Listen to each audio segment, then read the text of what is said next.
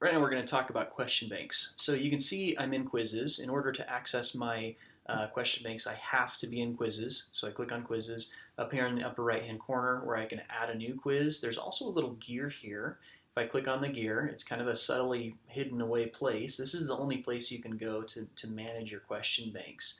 It's kind of tricky to get here, but once you do, it starts making a little bit more sense. So these are the different question banks I have so far. I have one that's called Chapter 1 Questions, and then Unfiled Questions is full of any questions I've created in my class for exams that I haven't really made a part of a question bank yet. Those will all be filed in Unfiled Questions. I've already added this question bank. I'm going to add another one. I'm going to add Chapter 2 Questions. I'll hit the enter or return on the keyboard. If I click on Chapter 1, that's how I access it in order to edit the contents of Chapter 1. And here I can add questions just like I add it to a quiz. The same interface applies here. And so I've created a multiple choice question in Chapter 1 Questions at this point.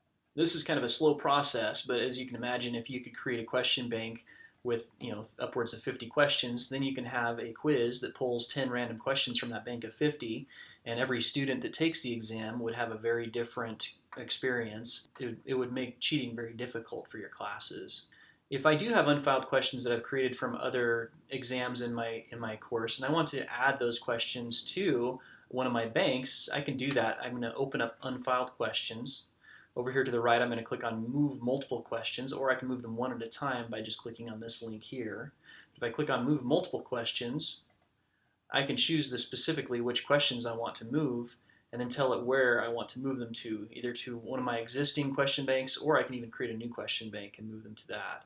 I'm going to move them into my Chapter 2 questions, and I'll move those. You can see that those questions no longer exist under my unfiled questions after I've done that. Now let's show you how to apply a question bank in a quiz or an exam. I'm going to go back to quizzes.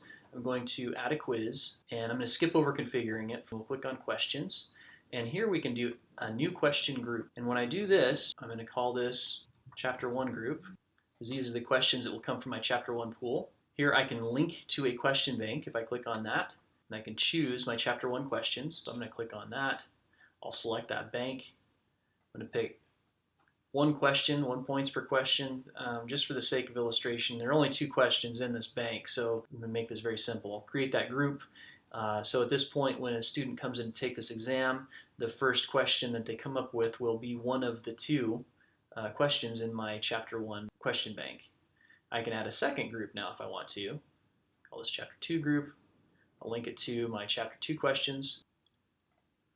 And now it will pull one question from my Chapter 2 question bank. When a student takes this exam, at this point it's only a 2-question exam, they'll be randomly selected from these 2 different question banks that I've created.